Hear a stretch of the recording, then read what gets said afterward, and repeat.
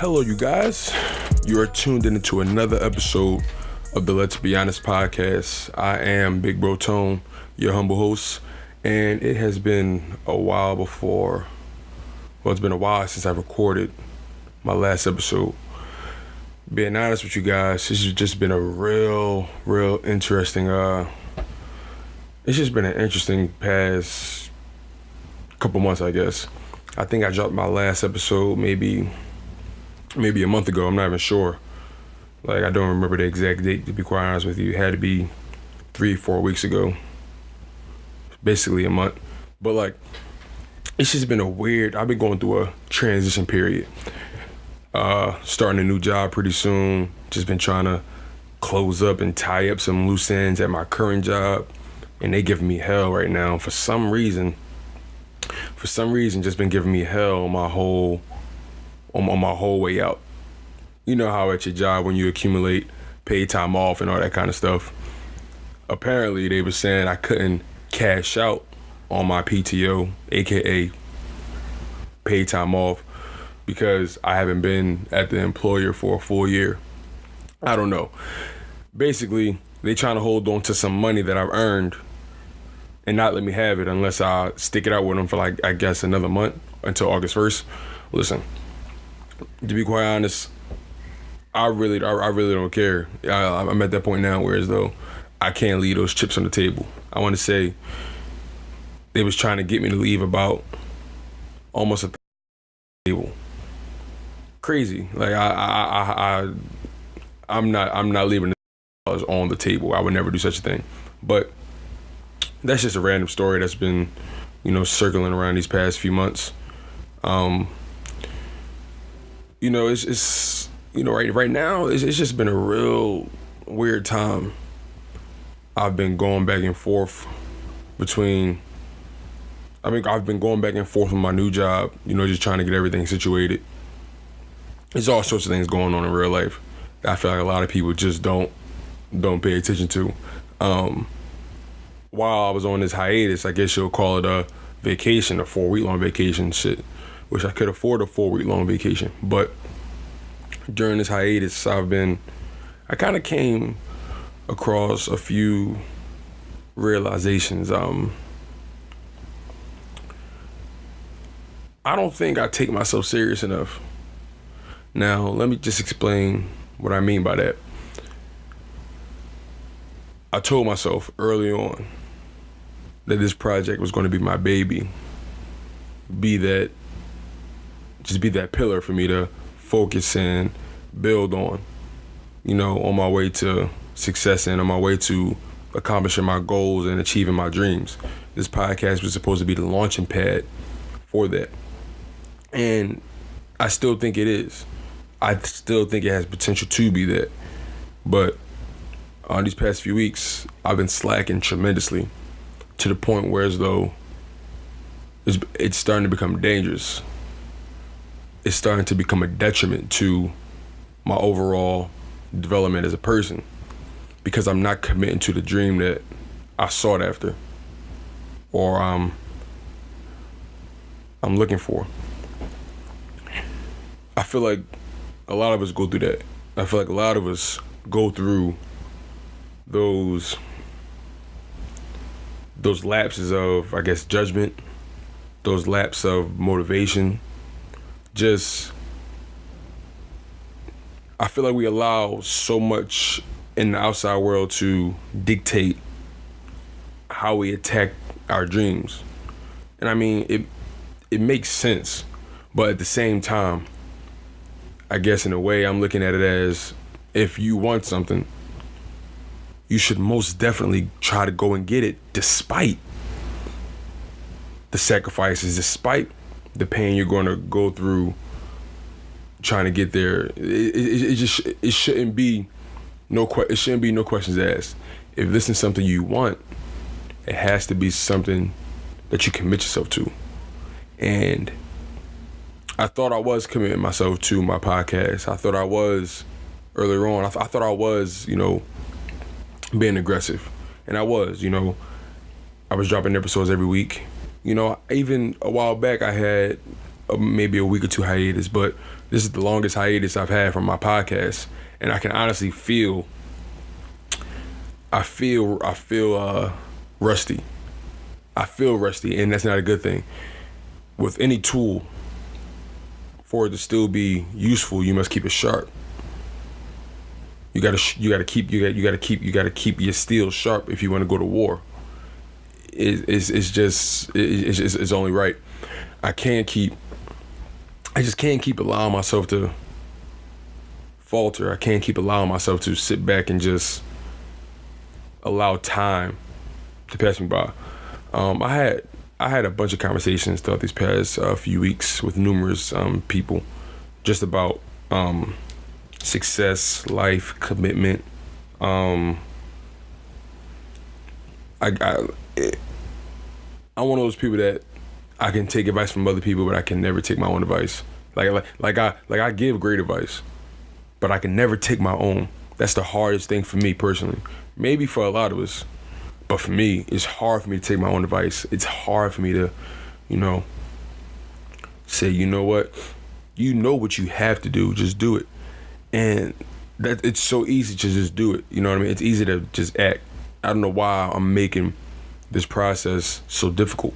It's because I had creator's block. I'm not even sure if it was that. Basically when you just have those moments of just flat creativity where you're having I feel like I've had that these past few weeks. I've just had flattened creativity, and I'm just in the process of getting back. I've noticed, and I know this for a fact, that when I'm recording, when I'm doing this podcast, I'm at my most free, in my opinion. I'm at my most creative. Things just start rolling off. I'm a learner. I like to pay attention to other people that's doing things that I want to be doing one day professionally, and I look up to those kind of people, and I need to not only mimic, but I need to develop my own sense of pride in my craft. I went to college for this. I went to college for radio and television broadcasting, and I'm proud of that. Graduated cum laude. I earned that shit, and I refuse to let that be a waste of time. I learned all these skills. I bought all this fucking equipment. I'm investing in myself tremendously, something that most people are afraid to do. I'm betting on myself, and right now I'm down. Right now I'm down, and I need to get back ahead at the craps table. You feel me? Right now I'm down about 50 grand in the casino. Now, I didn't put 50 grand into this podcast, nowhere near that. I probably invested so far, probably close to maybe, I don't know,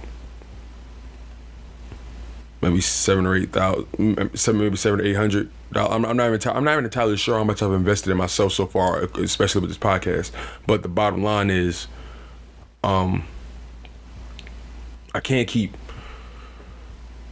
just get my ass in gear, just get on the ball. This is something that I want, something I claim I want, especially on the outside looking in. I claim I want this, but how much do I really want it? And I think that's the question I have to ask myself every day. I think I need to be more aggressive about my creative process. I think I need to be more aggressive about, the things I want, the things I'm trying to accomplish. I think I need to be more clear cut. I'm one of those people where I'm very visual. I need to see checklist lists, or I need to give myself deadlines. I'm much more reactive to deadlines than anything. For some reason, I work better under pressure, and I don't know why. Maybe not even better under pressure, but I work harder, I guess you'll say, under pressure. Even in college, it's always been that way. I've always worked harder under pressure. May not have been the quality that I thought of or that I saw coming, but quality comes with time. And, when you're going against time, quality suffers. So now I don't have any deadlines, and my quality shouldn't suffer. But what is suffering is my quantity, my output.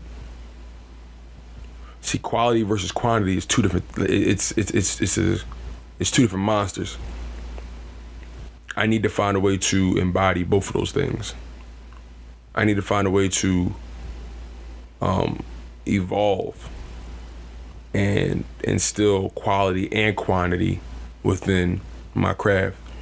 I need to find a way to just instill a much better drive. Like I mentioned, I pay attention to a lot of people that's doing it, and on the outside looking in, it seems as though their life was just handed to them. On one of my previous episodes, I want to say my episode featuring Derek Boone, real estate agent. I guess you could say that was episode 12. One of the things we talked about was transparency with success, and there are a lot of people who aren't transparent with their success, and there are a lot of people who are not. There's a balance. You don't want to just give everything away, but at the same time, when you have people in this day and age, it's transparency everywhere. You see everything. You know everything. We live in an age of information, and for me to be a success, in my opinion, I need to be as transparent as possible through the ups and downs, no matter what. I'm going to look back on this episode. I'm going to look back on all these episodes, and there's going to be times where I'm like, damn, like I can't believe I wasn't going as hard as I should have. All I needed was to just go hard, and maybe it's some things that I'm consuming my life with that's distracting from my overall goal. It could be a multitude of things. My vices, could be women, could be focusing more on my financial stability versus my creative stability. There's so many things life's throwing at me at this moment, to the point where as though I'm like, damn, I need to figure out what's most important to me. And then on the other side of the spectrum, I'm looking at it like, my G, like you don't really have too many responsibilities. Oh, I'm sorry, scratch that. You have a lot of responsibilities, but you don't really have too many priorities. I'm a firm believer in, with more priorities comes more responsibilities, so they go hand in hand. But I have things that I have to pay attention to. I don't really have too many priorities. I have no children. I live with my parents still. They only ask me to pay the water bill, which is, not much really. I pay my car insurance. I don't really have too many priorities, that I need, that require my direct attention. My little brother is about to go to college, so that's going to be one less thing for me to worry about up front. I'm still going to worry about him away, but he's going to essentially be on his own. So it's just, this is now or never for me. I'm in my 20s. I'm 23. Like, this is now or never. I refuse to look back when I'm 30 and like, damn, what if I would have kept going? What if I never would have stopped recording? What if I just kept going? Maybe it could have been. See, my problem is I think I'm so caught up on instant gratification. And I'm not afraid to say that. I'm so caught up on the concept of instant gratification. I need to fall in love with this process. And at times it seems as though I am in love with the process, but I'm human. I have down days, I have down weeks, I have down months. It happens. There's times where my creativity, my drive will lack, but I can't keep allowing it to happen because I'm not seeing the progress that I want to see. All these people that I look up to, I read some of their books, and like Charlamagne the God, I read his book, Angie Martinez. I'm currently working on her book. I'm just reading a lot. I've been reading, and progress doesn't come to those who wait for it to come. You have to force it. You have to, be aggressive about everything. You have to just go forward no matter what. Just take chances. Just risk it all. Just bet on yourself. And lately, I think I've been dealing with the fear of failure. Lately, I feel like I've been dealing with the concept of me just, can I be the success story that I want? Can I be the person I want to be? Can I take care of my family? Can I save certain people from themselves? I feel like I'm trying to accomplish so much in such a short amount of time. And in reality, life is a constant learning curve. It's a constant learning process. And if I want to see the results I want, I just have to keep making decisions towards that. I don't know about some of you guys, but it's real easy to just it's very easy to just lose yourself in the mix. Especially for me with this new job, but I'm about to start. I'm going to have much more time on my hands. My hours are going to be way better, and so I'm going to actually be able to finesse my podcast way more. With this current job, the hours are fucking terrible. So essentially, I have to really work around it, and I have to do most of my podcasting in the morning. So it's just it's just certain things that I feel like I'll be able to work better with the podcast in the evening, because I don't know, I'm an early bird, and once I like to get all my bullshit out the way early and then focus on the things I want to do later on, instead of the opposite. I don't like to focus on my fun shit early and then focus on my important shit later. I just function a little differently. I'm used to having early classes in college and then just doing what I want to do creatively afterwards. So, in saying all that, I'm putting it on wax. I'm going to be more committed to you guys, the people that are not only dependent on this podcast to drop every week, but those that are betting on me, essentially. People that are supporting me. I can't allow that support to go to waste. I can't keep making you believe in something that's not there or that's not consistent. I was told, and I believe this, consistency beats talent any day. Any day. And I need to make that a mantra of mine. I need to make that concrete, tangible. I need to own my bullshit. I need to look in the mirror and say, listen, big bro, is you with it or not? Is this something you want? Or is this something that you just think you want? It seems, I need to keep it a buck with myself. I need to ask myself those legitimate questions, because if I don't, no one else will. I'll be honest with you, I had a conversation with my mom, and she hit me with the, damn, what's up with your podcast? I've been waiting for it every week and I ain't getting no updates. What's up? What's going on? Talk to me. And I kind of didn't have an answer for her. It was one of those things that I have no explanation. And she looked at me like, listen, this is your dream, is it not? And I looked at her, and it was one of those, and I kind of was at a loss for words, and she said, this is your dream, is it not? And I said, it is. She said, well, you need to fucking act like it. Because so right now, I can't tell you falling off. See, my mom always keep it a buck with me. That's one thing I can always depend on her for, to keep it real with me no matter what. No matter what the circumstance, no matter what's involved, she will always keep it real with me.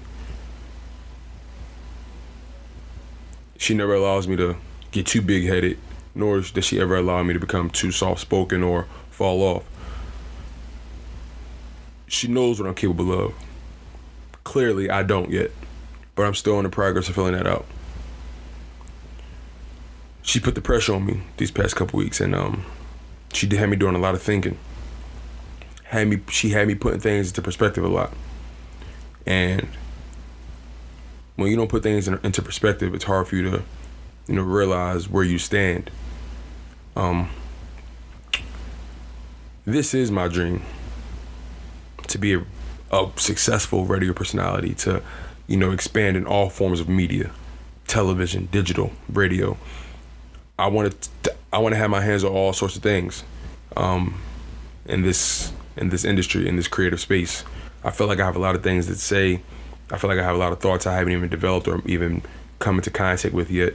I feel like I just have a creative itch that I'm trying to scratch, and this has to be the stepping stone.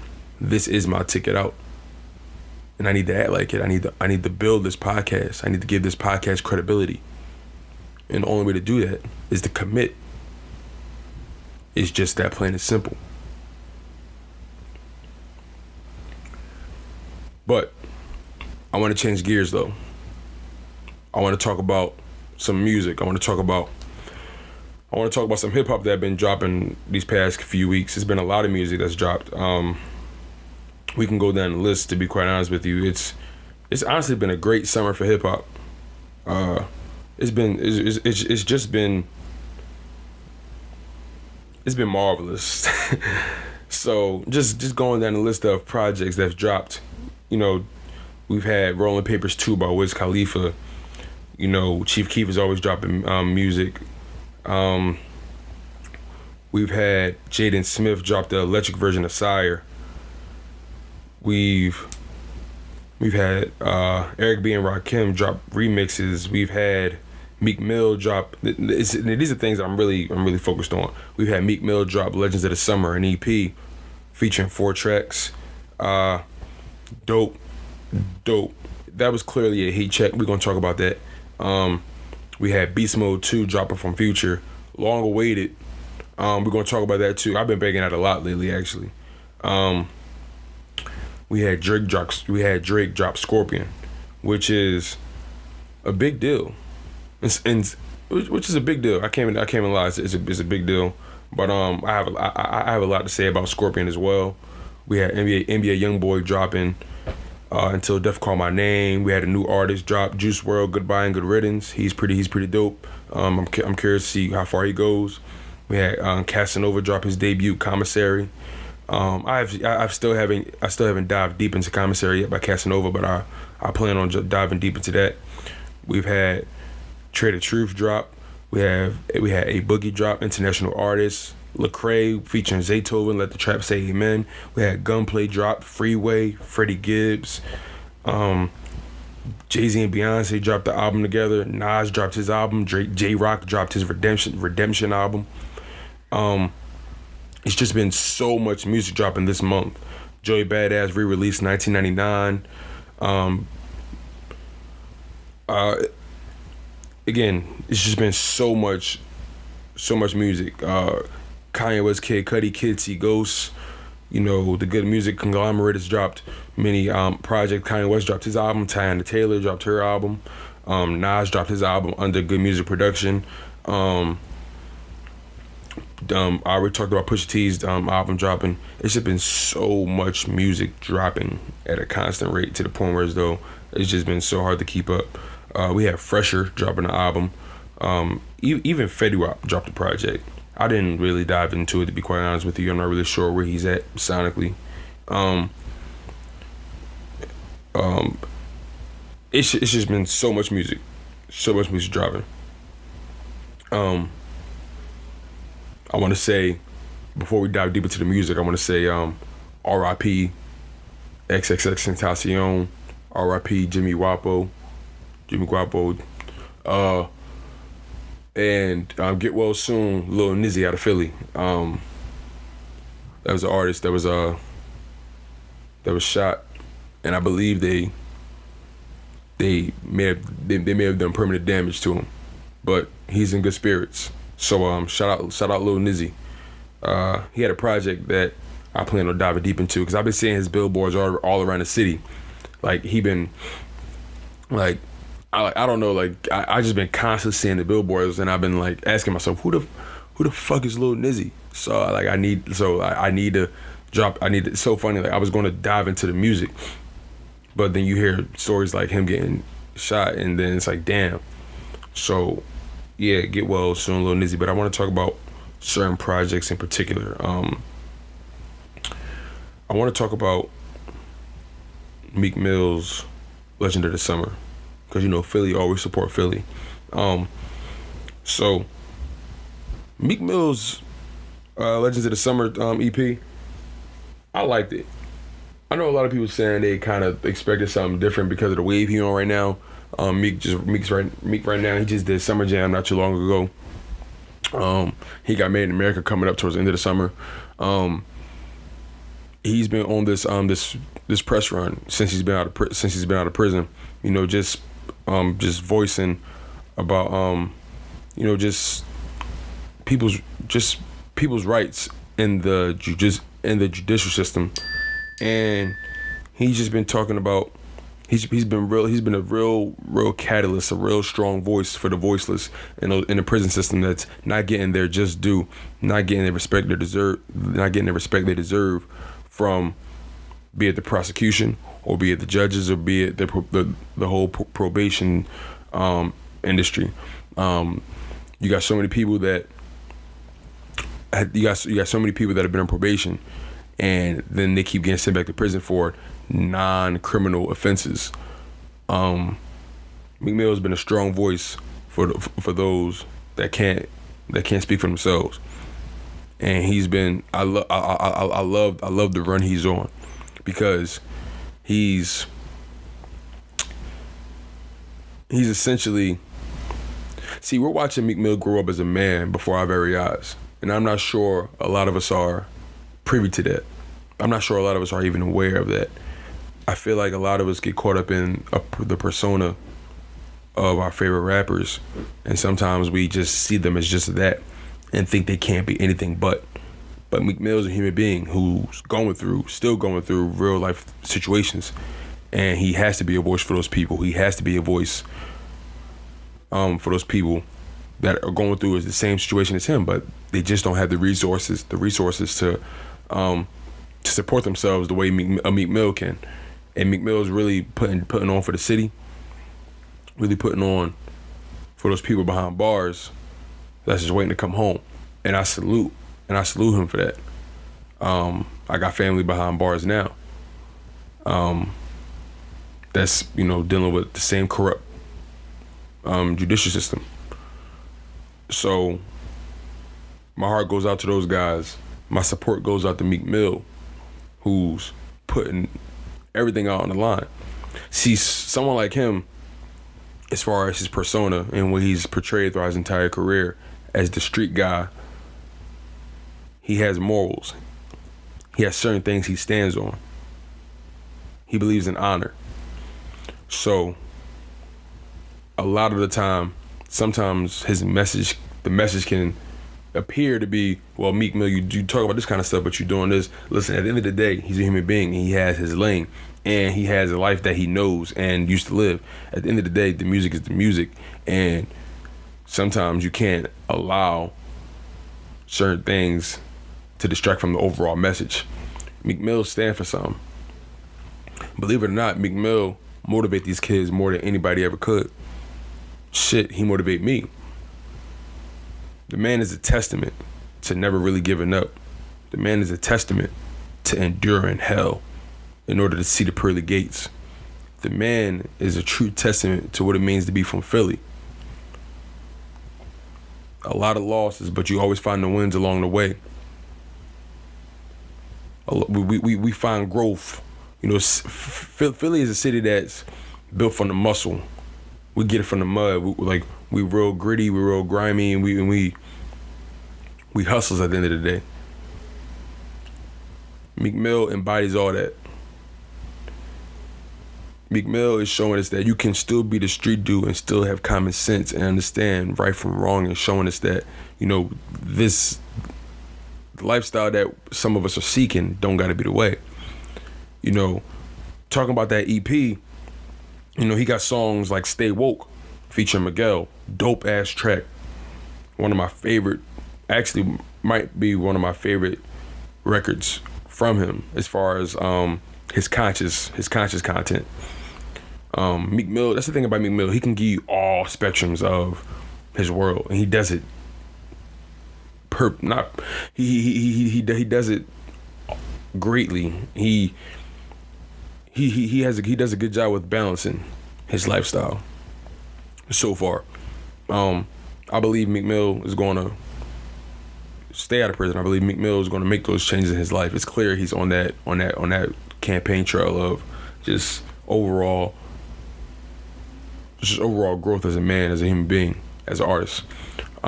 But yeah, he does a very good job juggling those narratives, the street narrative and just the real life narrative of what comes with it. See, he's not an artist that just shows you one side of the coin. He tells you the whole story, and that's why I believe Meek Mill is respected the way he is. On the project on Legends of the Summer, he got songs Philadelphia featuring Swiss Beats, Dangerous featuring Jeremiah and P&B Rock, 1 a.m. a dope ass track, and Stay Woke featuring Meek Miguel. On Stay Woke, he particularly talks about how, you know, from an early age we raised to just from an early age the odds are already stacked against us, but at the same time we have to put ourselves in positions to help ourselves. He got lines where he talk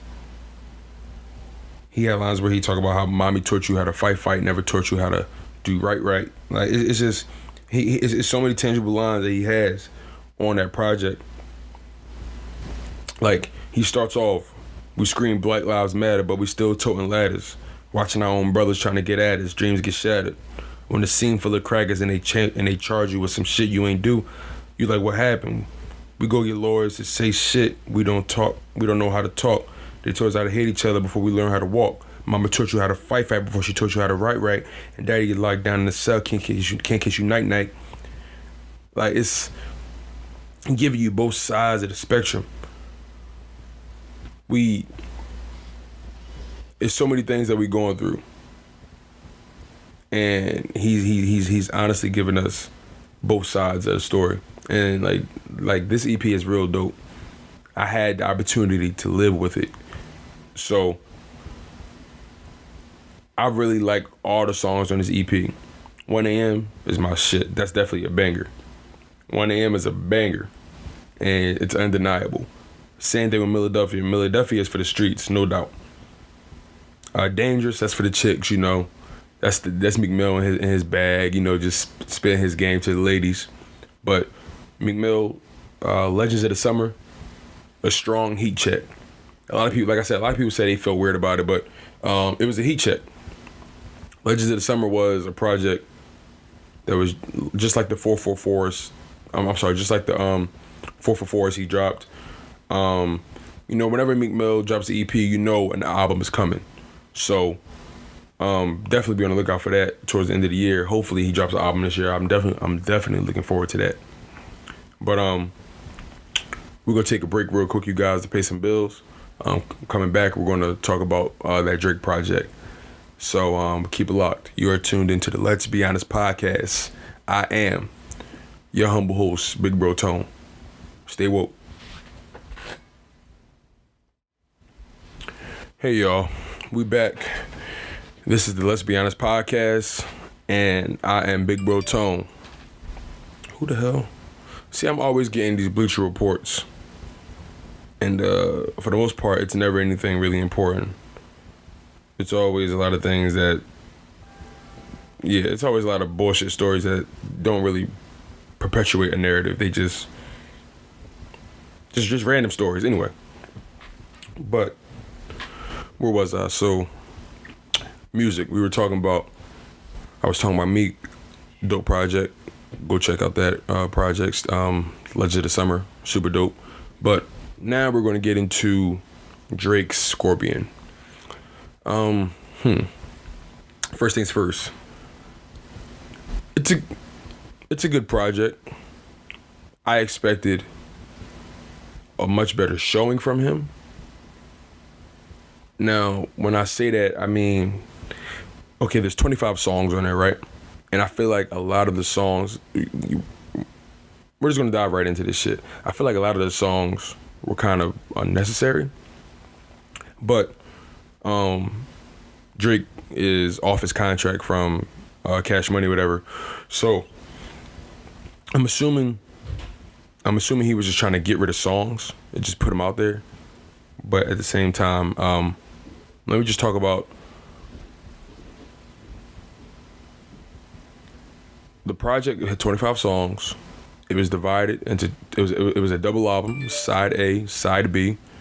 I believe 12 songs on A side, 13 songs on the B side, I believe, or vice versa. Either one. First things first, let me talk about the things I like from it, first of all, because again, I like the project.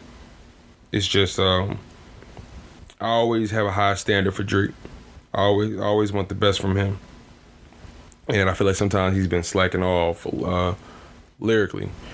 I don't know. People always put Drake like on that pedestal that he's untouchable. He can't do any wrong or put out any bad songs. That's kind of true. Like, Drake doesn't really put out terrible music at all. Drake puts out actually great music, but I just hold him to a higher standard than I feel like some people do. I just always feel like he can go harder. I don't know. That maybe, like, I don't get it twisted. I like Drake's music. A lot of people think I don't like Drake because, like, I'm always giving him slack. But I just hold him to a higher standard. Like, let me preface anything I say before. Like, let me preface what I say before anything. I really like Drake's music. I like Drake's music a lot. Like I was saying, I like Drake's music a lot. It's just that, I feel like lately he's just been giving us anything to listen to. The production is always good. He always gives you the hits.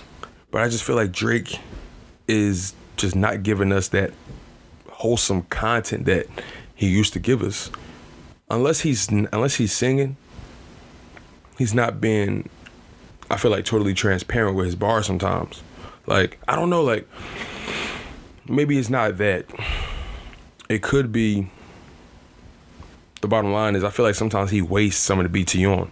He got all these dope ass beats, and I feel like he could be bodying these things. But I want to talk about,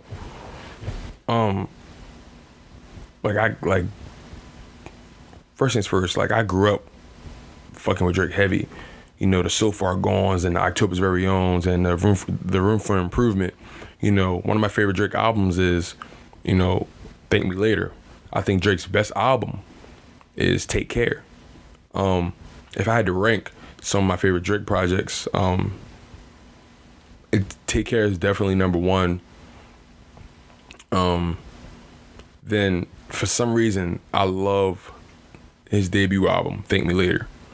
I don't know if I should count the mixtapes in this, but I think I'm just going to stick to albums for the sake of argument. His best album was Take Care for me, and then I put Thank Me Later under there, and then under that, I feel like Views doesn't get a lot of credit. Views had a lot of dope songs, like, especially towards the beginning, like those first 4 or 5 songs, like. I feel like Views gets a bad rap. Views is actually not that bad. But ranking my favorite Drake projects. Take Care number 1, Thank Me Later 2. I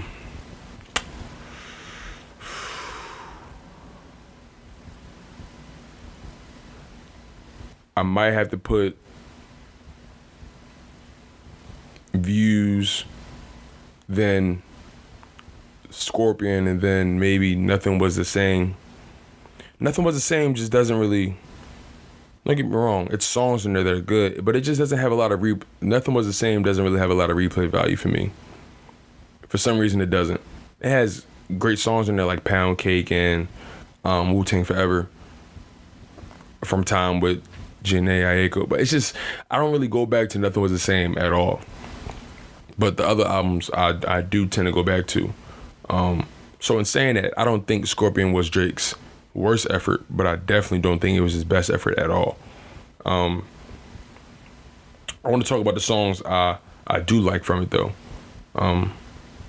Well, before I get into the songs I like, I think the reason this album kind of fell short for me, and again, it's not a bad album at all. I just think it's average for Drake standards, if that makes sense. My favorite song off the project is 8 out of 10. No questions asked. 8 out of 10 is my favorite song off of Scorpion. Because it just brings me back to this classic Drizzy vibe, this classic Thank Me Later vibe. And it also gives me Kanye vibes also. Um,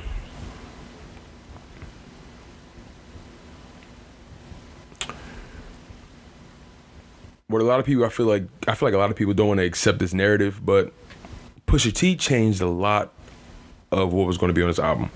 That beef with Pusha T altered the entire narrative of Drake's roll-off for this album. Drake had to go back and change a lot of things on this project. You can hear it, especially on side A.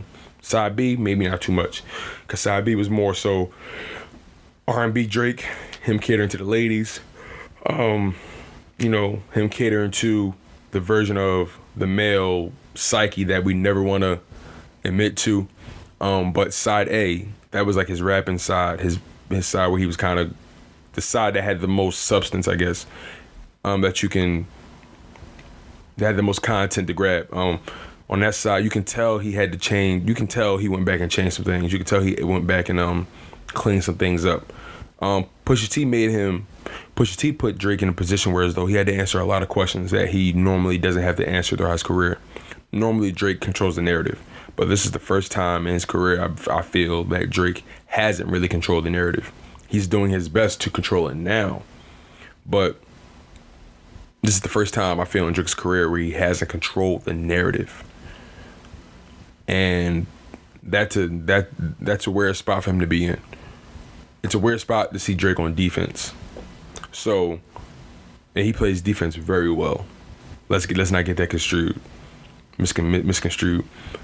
Drake plays defense very, very well. So, meaning Drake will never ever really lose. Drake took an L with this Pusha T thing, yeah. But in the grand scheme of things, Drake will never suffer financially. He will never suffer statistically when it comes to the numbers in the music and the units, the stream. He would never suffer in that world. So that's why when I have conversations with people about Drake and his success and his skill set and what he's able to do and what he's been putting out, it's never about numbers. Because Drake and numbers is too easy of an argument. Drake and numbers always go together. He will always win the numbers argument. So I don't talk about Drake when it comes to that. It's pointless. It's a never-ending argument. Drake will always be the hottest of our generation. It's no debating that. But what I will debate when it comes to Drake is the content, the lyricism. Like I said, I hold Drake to a much, much, much, much higher standard than I feel like maybe a lot of his fans do. And what a lot of people probably don't know is his fan base is mainly women. So, Drake caters to the women for the most part, which is a very strong demographic. Once you got the woman on your side, you really can't lose.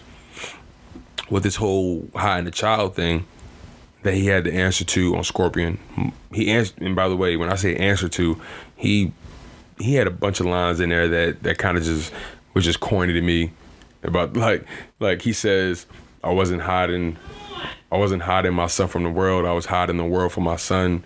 It's just like certain. I'm like, come on, Drake, really? Like, it's like, come on. Like, it just seemed like he was copping out a lot on the project. I'm just like, bro, just keep it G. It's all good. Just keep it G. You can answer these questions much better than this. And it just seemed like he was kind of waving the white flag. Just seems like Drake was put into a compromising position, and it just altered the narrative of the album. I know for a fact if that beef with Pusha T never would have happened, we would have been digesting, especially me, I would have been digesting the album totally differently. And that's why hip hop is hip hop. That's why I love hip hop, because you never know what's gonna happen. Drake, it's a good album, but I just feel like it was going to be better. He just didn't come off with that same confidence I feel like he normally has. Drake normally pop his shit, especially after that Meek beef. He was popping his shit heavy. He was in a confident space. But I don't know. Listening to side A of the project, I had a hard time believing him, if that makes sense. And again, I like Drake's music. I'm a fan of his music. One of my favorite songs by Drake to this day is Bria's Interlude. He's not even singing on it. It's a Morion. Yeah, I even like CeCe's Interlude. Like I said, I hold Drake to such a higher standard, but I just don't think he's well. First things first, he's out of that top lyricist argument. He's out of that.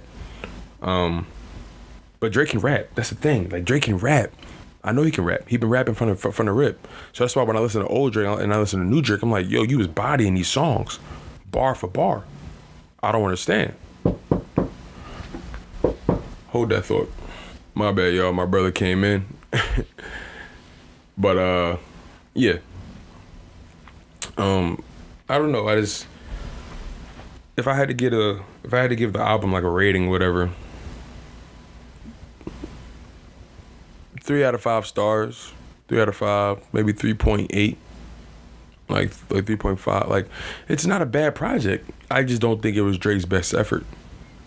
I feel like he was scrambling a little bit towards the end because he didn't want to push that album date back. I know he didn't want to push it back. That's one thing I know he didn't want to do. But yeah, he didn't want to push it back because he didn't want to seem compromised. So I understand that. Stand on it and be militant. But, let's just call a spade a spade. Let's just call it what it is. He got caught slipping, and now he has to answer some things that he probably didn't think he would have the answer to. But all in all, dope songs on the project. Like for me, I like Nonstop. I like Elevate. I like like good songs. I like Emotionless. It's cool. 8 out of 10, cool. I love 8 out of 10 actually. Emotionless, cool. Emotionless is where he really dived deep into the whole kid thing. God's Plan, we already know what that is. I'm upset. Now, that song came out in the middle of that beef, right? And I'll be honest, I did not like that song when it first came out. I felt like it was pointless. I felt like this is how you respond to Pusha T disrespecting you. Like, it was just certain things I'm like, bro, what are you doing with this song, right? And then, when you listen to it within the album, when you listen to it sonically as it flows through the album, it's actually not a bad song. It's grown on me a lot, actually.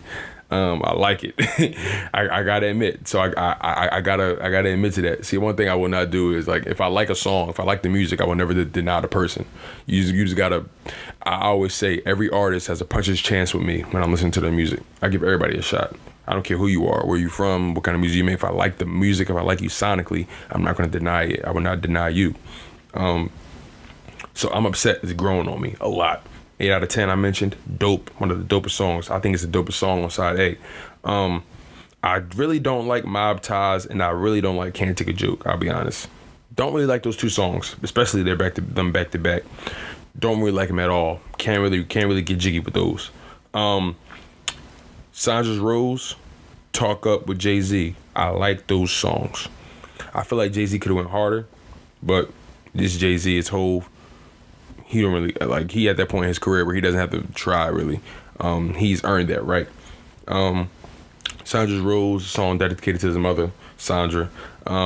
Is There More? A pretty dope transition into the B-side. I think I need to listen to Is There More a little more. But yeah, side A is cool. Like, the album is not bad. It's not a bad album. That's why I've been trying to tell you it's not bad. I just have my opinions about some of the things he's saying on it. That's all. It's not a bad project whatsoever. I just feel like it's too many songs. Especially, like, I just feel like we could have done without certain songs. Like, I'll be honest, I feel like we could have done without Can't Take a Joke. I could have done without that. The B-side, it's a bunch of songs in there we could have did without. But regardless, the B-side was cool.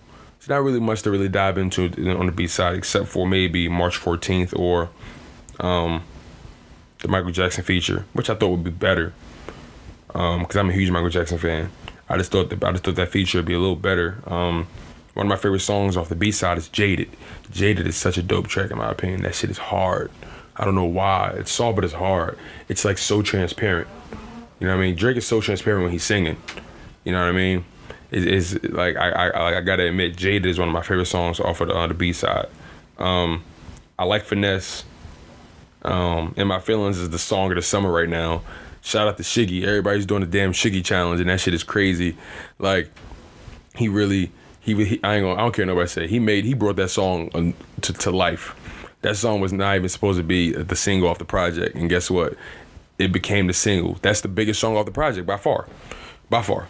It's no debating. And My Feelings is the biggest song off of the Scorpion album. I'm not saying it's my favorite, but it's the biggest song. I like the song, actually. It's too damn catchy. It's too damn infectious. You can't help but to do that. You know what I mean? You can't help it. Like, you really can't help it. So it's definitely dope for the summer. Definitely dope for the moment. You know, like I like the Drake project. Like I said, dope project. I just feel like lyrically he could have just done better though. Lyrically, you know, that's all. That's really it. What else? What other projects? The Future project, yes. Future Hendrix, Monster Part 2. I really like that project a lot. Like, I'll be honest, at first I was like, damn, only 9 songs? Like, I was disappointed in the amount of songs. But then I was having a conversation with some people about, you know, Future and how they felt about the project, and they was really rocking with it. And at the time, I was saying, don't get me wrong, there's songs I like on it. I'm just trying to figure out how I feel about it. Like, I just can't really come into that conclusion of how I feel about it. And they were saying, bro, just live with it a little bit. Just listen to it a little more. Really listen.